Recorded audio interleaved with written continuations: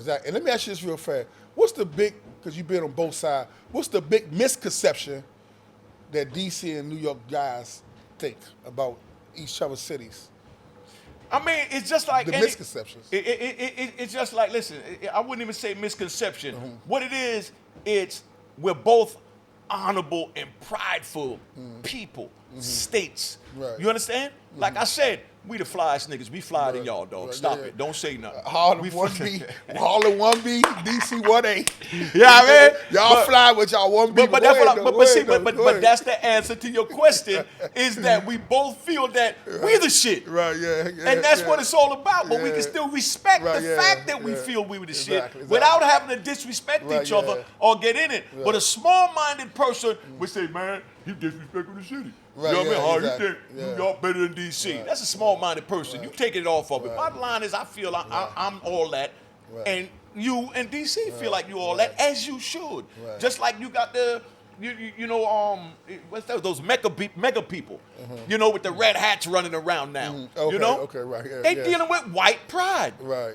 Like you're dealing with DC pride, I'm dealing with New York pride, but we dealing with black pride. We just dealing with pride, period, for our culture. So we can say one of the misconceptions is a DC dude might think a New York dude extra arrogant and cocky, but it's just his pride in the city, vice versa. Exactly. Right. And we are arrogant and cocky. Right. You know what I mean? But that's because, you know, when I go out and I get a new pair, you know, shell-toe Adidas, you know, white with the orange stripe when nobody else couldn't find them, I'm going to tell my man, yo, you see these fly joints I got, son? You know you can't get nothing like this. Where'd you get him in D.C.? Where'd you get him from? You see that boy? Down Delancey Street. Delancey Street, in New York. Okay, you know? all right. But I'm going to give DC their props too, because in New York, all we had was the black, white, black and white 5411s. Oh, okay. You know what I mean? The black and for the females. Okay. The black and white 5411, they sold off the charts in New York. You come down here to DC, Maryland area, and even Virginia, and then they had the yellow joints, the red joints, the orange joints. You understand what I'm saying? The same 5411s, but we can't get them there. Okay. So if I bring my girl from DC, if I bring my girl from New York, a pair of 5411s in orange or purple from Washington, D.C., you understand what I'm saying? She loved me. Right. Until the sneakers wear out and somebody else bring on another pair. Right. You understand what I'm saying? Right. But, you know, y'all had your own flavors. Right. You understand? Because, you know, DC fly too. Right. Let's say that. Yeah. You know, I got to shoot y'all. DC fly. You understand what I'm saying? So I come down here and we got our fashion from y'all too. Right, and we took it to New York. Okay. Like I was telling you on the other joint that we did, I came down here for the leather jacket with the thing. Right. You understand? And just like, and that's a trivia that I want y'all to debate later because I ain't think about it long enough to put it together. Okay. Where did the Sergio Tacchini sweatsuit start at? Well, you know what I'm gonna say. So you gonna beat me up? I'm gonna say Georgetown, Washington D.C. when we first went to and the crazy part is, and y'all from New York, correct me. I agree with them. Right. Because when I first seen it, it was down here in D.C. Right. Them Sergio Tacchini windbreakers. Right. Yo, Boosie, where they started? Where you remember them start from? Down here, all right, so I'm right there. Because like I said, but that's why your people love me down here. Right. You know, when you ask me how did they love me so much, because I could keep it real like that.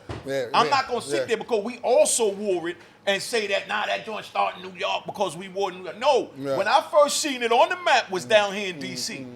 And then from us hustling down here, just like those leather jackets with the Indian tassels, you know what I mean? We took them up there. Right. Just like Baltimore got their own fashion. And I know you remember this. Big shout out to Baltimore. You know, the Looney Tunes jackets. The little characters and all that. With the little characters that they had. That was Baltimore fashion. Right. You understand what I'm saying? But small-minded people would get in it and say, mine's is better than my city, better than your city. This city, nah. We friendly fire, but we know that because we met. That's why I said small-minded. But one thing I will say when I frequent New York a lot, they upscale a lot of stuff. When I was living a whole nother life, not the current Curtbone, right? Man, putting the glove, the secret box in your car, the pop-out joints, you know what I'm saying? Big shout out to Gadget Mike. The different little scales that you can weigh the shit on, all this sophisticated little joint. So down here, we on a triple beam. We on a triple beam joint, right? Yeah. You go, they had all type of exotic little electronical joints, you know what I'm saying? Speed the process up faster, right? I'm going to give you one. I come down to D.C., I see a dude, and he wanted 2 keys. Right. You know what I mean?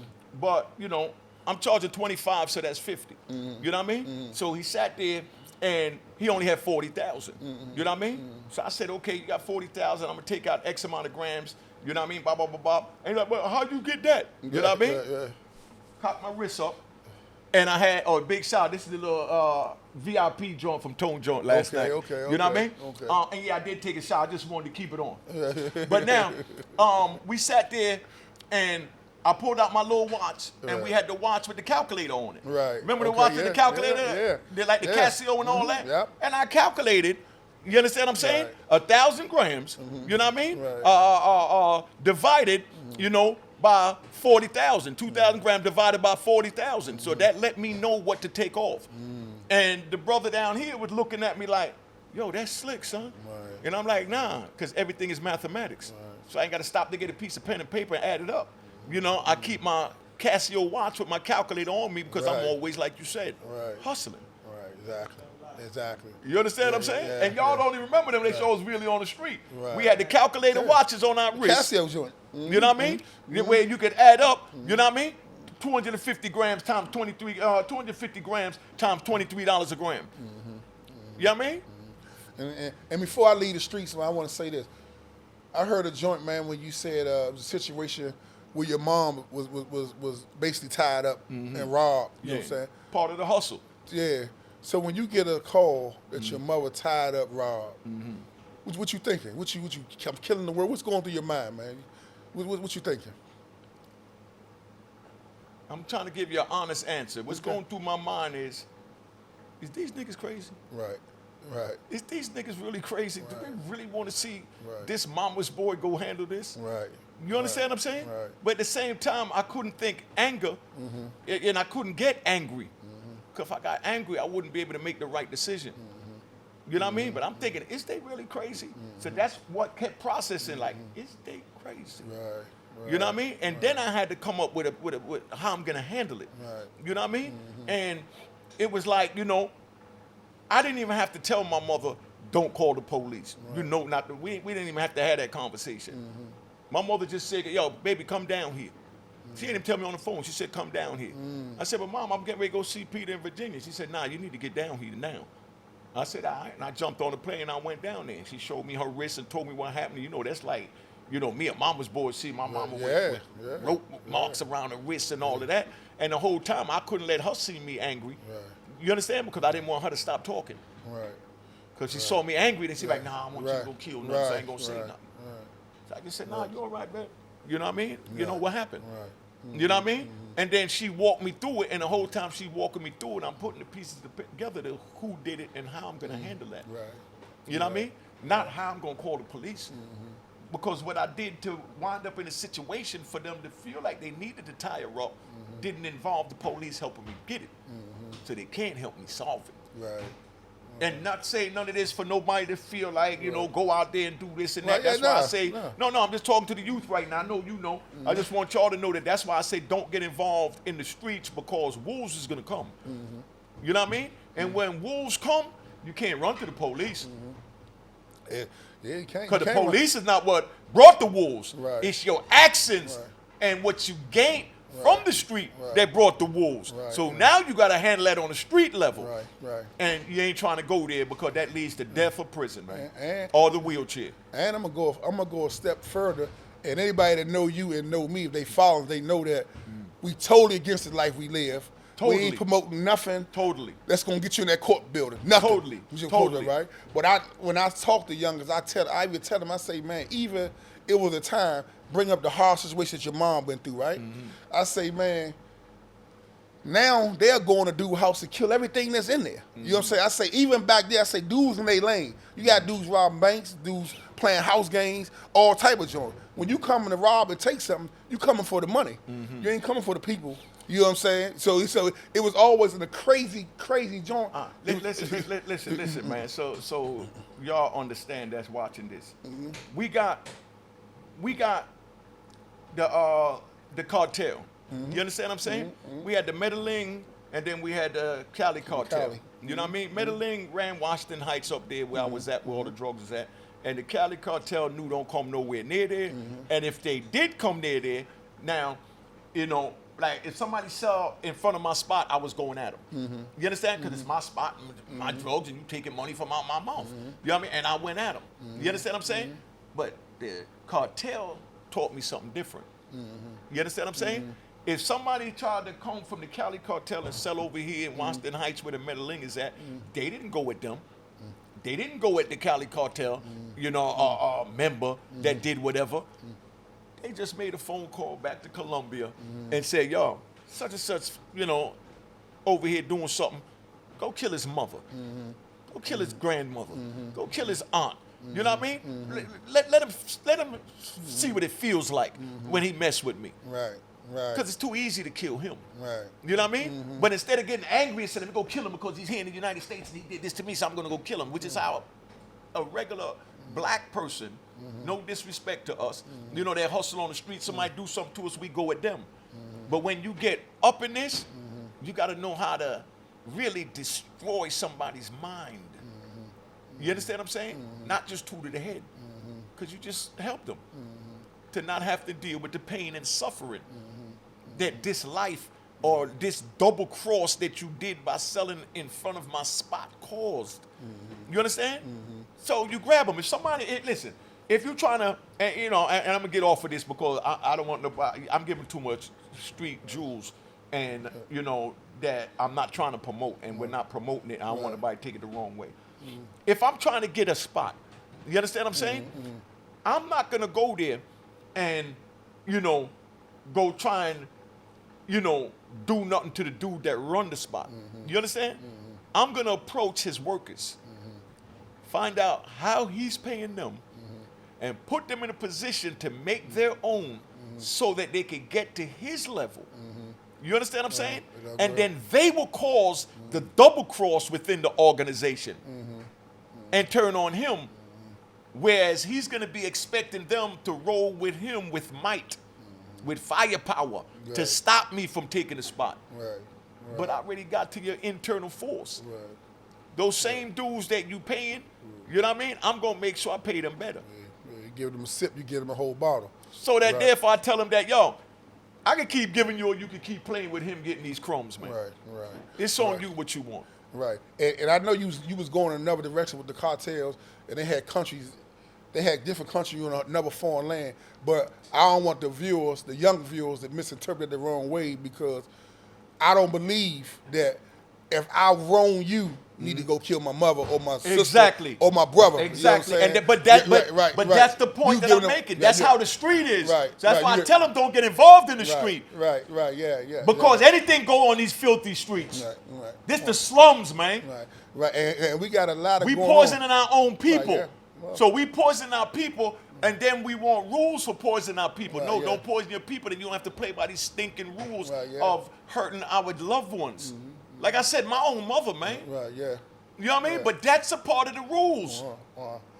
You understand what I'm saying? Everybody say, oh, there's no rules there, no this and that. No, because you make them up as you go along. But there's one golden rule. You don't tell on your goddamn comrade when you breaking the law and you out there doing something. That's why I tell you, don't get involved with crime, so you ain't got to worry about that. So if you get pulled over and your comrade got a gun in the car, you understand? But first thing we did when we got in the car back in the day, what we say? Yo, you dirty, Slim?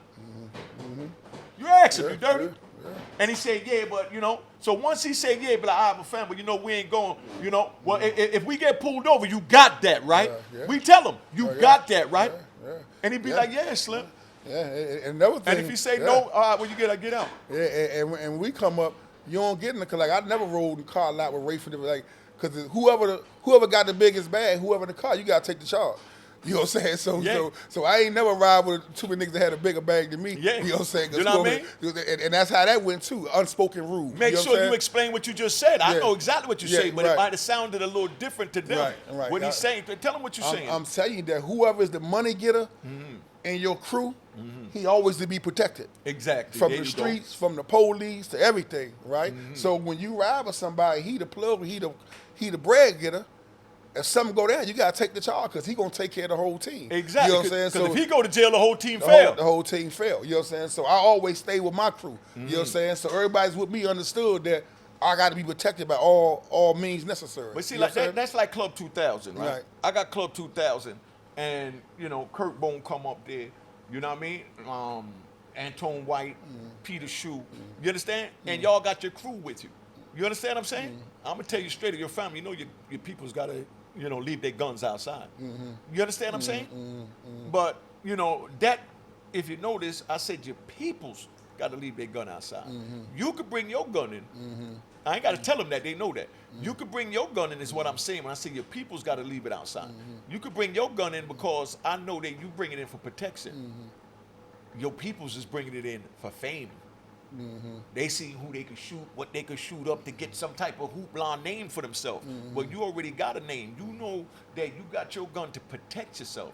But your people's, they're going to shoot somebody just to try and get good favor with you. And then now we all lost. So instead of having to deal with that, your people's can't bring them guns in here, family. You know? And that's a good segue to this, because I hear a lot of different perspectives. What's your perspective on the check-in piece? What you mean? Everybody's saying checking in. When you go places, you got check in. What's your perspective on that, or the terminology, or whatever? No, I don't respect that. I don't agree with that. Right. You know what I mean? Like I said, I came to D.C.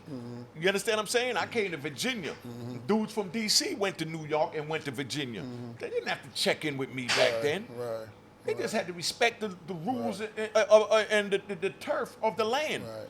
You understand what I'm saying? So all that, you checking in with him, how's he going to protect you? Right, yeah. That's like me checking in with the police. Right. I only do that because I'm on goddamn parole. Right, yeah. You know what I mean? Right, but other than that, I ain't got to tell nobody where I go because bad boy, I move in a silence. Right, yeah. But I need to announce to somebody that I'm coming for. I don't respect that. Right, because now, if I check in with you and then something happened to me, I got to kill you. Right, and that's my question. When something happens to you on a nigga watch, what's the penalty?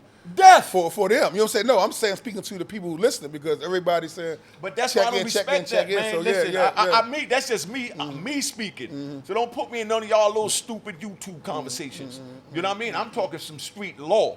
You understand? Ain't nobody had to check in with me or nobody when they came to New York or went to any city back in the day. Right. You understand? You go in any city and you respect the rules of the land. You understand? You respect men. Like you said in your first question you asked me, why the DC brothers say, man, that's a good dude, Slim. You know, like they said, I'm a gentleman. But don't bring the other side of me out. But I'm a gentleman first.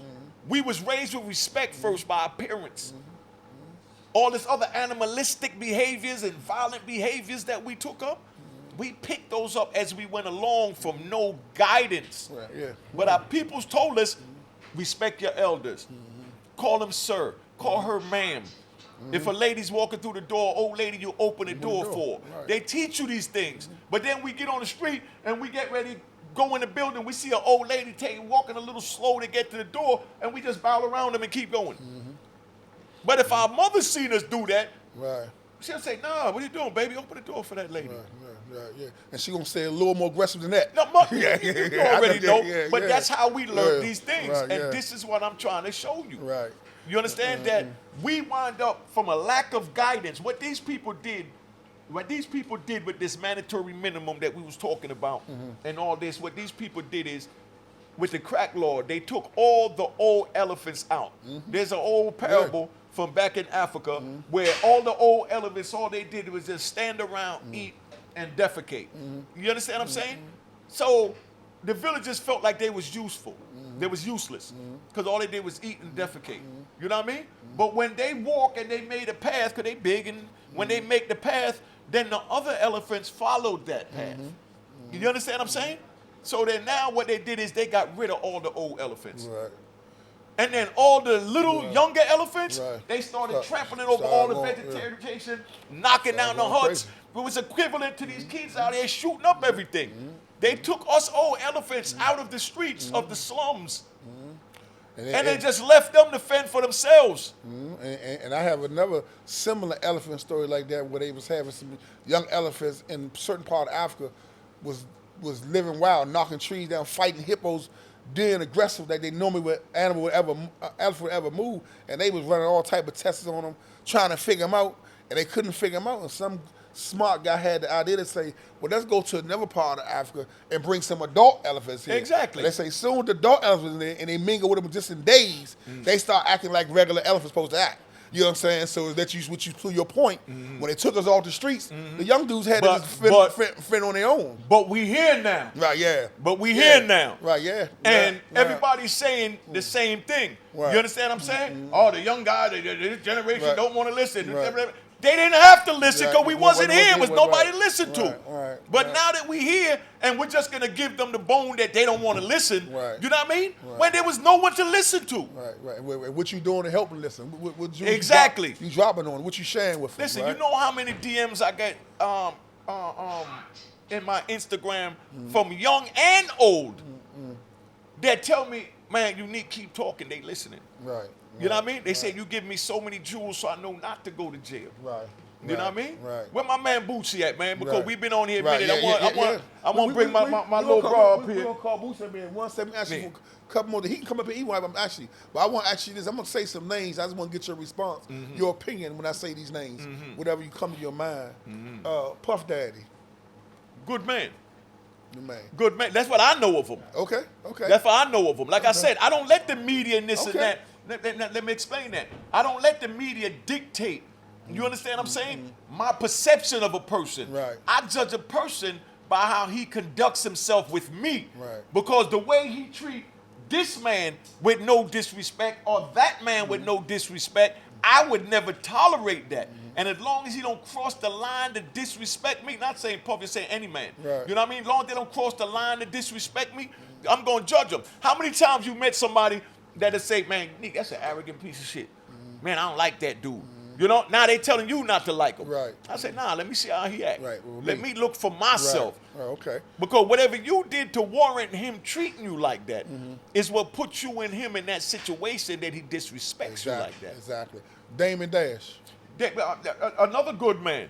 You know what I mean? These are good men. They just their own men. Right. You understand what I'm saying? They their own men, and you know you can't expect them to act the way you would like them to act. Right. You know what I mean? It's up to you to decide if you want to deal with them by their actions. And I haven't seen any actions that'll make me say he's a piece of shit, or I don't like him, or I don't like that. Because like I said, when they talk to me, they talk to me with respect. Right. Mike Tyson. I'm sorry. Before you go to Mike Tyson, Washington, D.C. Right. You ask 90% of the people in prison what they think of Washington, D.C., and they all going to tell you what somebody else told them about Washington. Right. Oh, man, they a piece of shit. They this, they that, they that, they this. You understand what I'm saying? You know, and it's up to you to deal with an individual to see what you're dealing with. You understand? But go ahead. You said Mike Tyson. Yeah, Mike Tyson. Mike Tyson.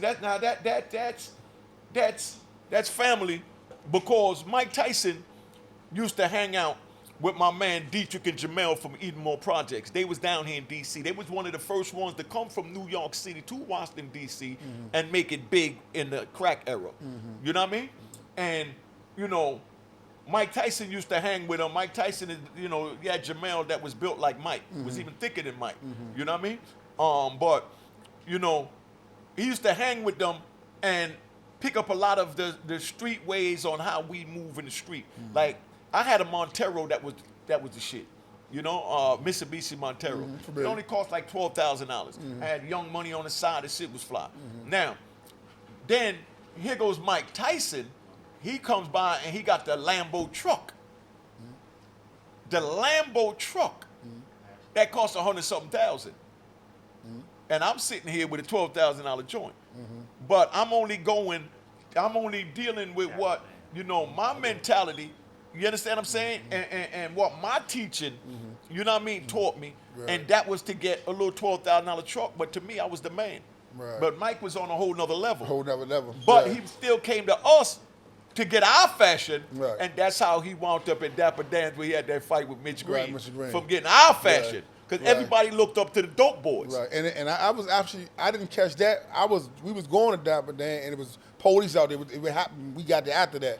But speaking of Dapper Dan. Gentlemen, Dapper Dan have always been respectful. Listen, man. And big shout out to Dap. I'm going to say this, man, so y'all understand. When you got a man You understand? Right. That could rob the killers and dope dealers Right. of our era Right. without a pistol, without raising his voice, and without us getting angry at him, and without us even knowing that he's robbing us. Right. That's a genius. Yeah. Right. That nigga had, I got 10 Dapper Dan coats in my closet, paid over 10,000. I got $100,000 worth of Dapper Dan clothes. That paid maybe $400 for the leather. Right. And I gave him $100,000. Right. That man robbed me without a pistol. Right. You know what I mean? And I was satisfied. Right. You know what I mean? But just to let you know what it is, that's why I equate him with a gentleman. Right. Because he's talking so smooth. Yeah, bad and he's boy. introducing you to, you know what I mean? Right. To a whole nother, brands that we never even heard of. Right. And the game is to be sold, not told. He didn't have to tell us that he was stamping the shit on it. Right. As long as we was comfortable with it Right. and we wore it like it was that real shit, Right. it was that real shit. Right. And you see right now, they done gave him what, 100 million? I'm just throwing a number out there. Right. You know what I mean? So I don't Right. want nobody thinking I'm crazy. But he done made all these millions because now Gucci see that he's a genius like we saw he was a genius. They seen it, yeah. After they don't put the man in jail, they should give him something for that time they made him do in jail, man. Right. Out the park, niggas know me. Curtbone, little homie. All days, yeah. Been a road, yeah. I hope y'all just enjoyed the video you just watched with me and my man Unique Maker Audio. Make sure you go follow his YouTube channel at Unique Maker Audio. Peace. Also support Curtbone TV.